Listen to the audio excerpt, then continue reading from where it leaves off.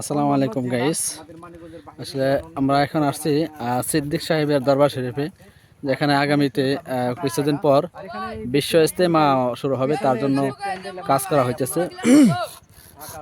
তো এই কাজ করার জন্য সবচেয়ে বড় একটা বিষয় হলো, এই কাজ করার জন্য বাংলার বিভিন্ন প্রান্ত থেকে আমাদের বাপদাদার বয়সে ময়মুরব্বীরা এসেছেন, ভাই বেড়াদারা এসেছেন কাজ করার জন্য। আসলে এই মাহফিলটাকে কীভাবে সুন্দরভাবে আঞ্জাম দেওয়া যায়, এই জন্য আগে থেকে পূর্ব প্রস্তুতি নেওয়া হইতেছে। তো এই মাহফিলটাকে সৌন্দর্য করার জন্য এবং সফলভাবে ওঠানোর জন্য বিভিন্ন জায়গা থেকে মানুষ এসে কাজ করতেছে। আপনারা দেখতে পাচ্ছেন বিশাল প্যান্ডেলের ফ্রেম কিন্তু ইতিমধ্যে হয়ে গেছে অলরেডি।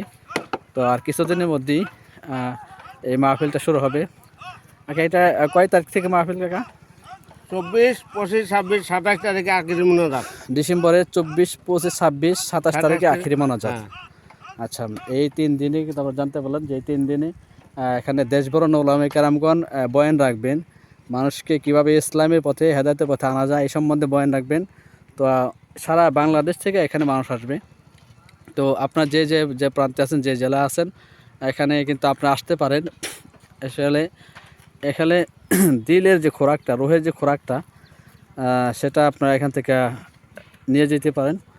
তো যাই হোক, আসলে আমাদের এই প্যান্ডেলের কাজ ইতিমধ্যে প্রায় শেষের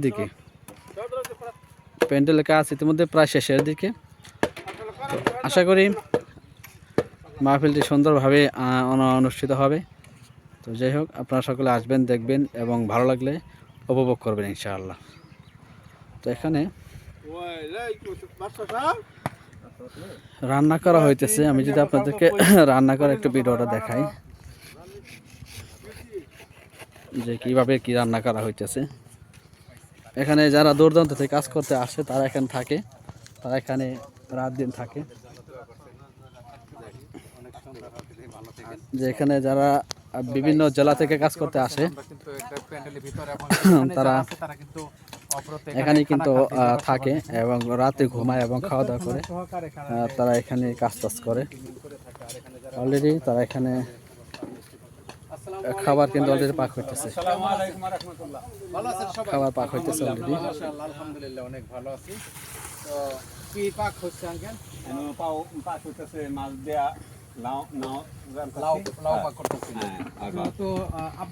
এই মুরব্বীরা কিন্তু বিভিন্ন জেলা থেকে আসছে কাজ করার জন্য, বিভিন্ন জেলা থেকে কাজ করার জন্য আসছে। আপনারা দেখতে পাচ্ছেন।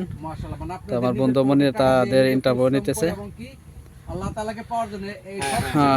মুরব্বীরা কিন্তু চলে আসছে। তো যাই হোক,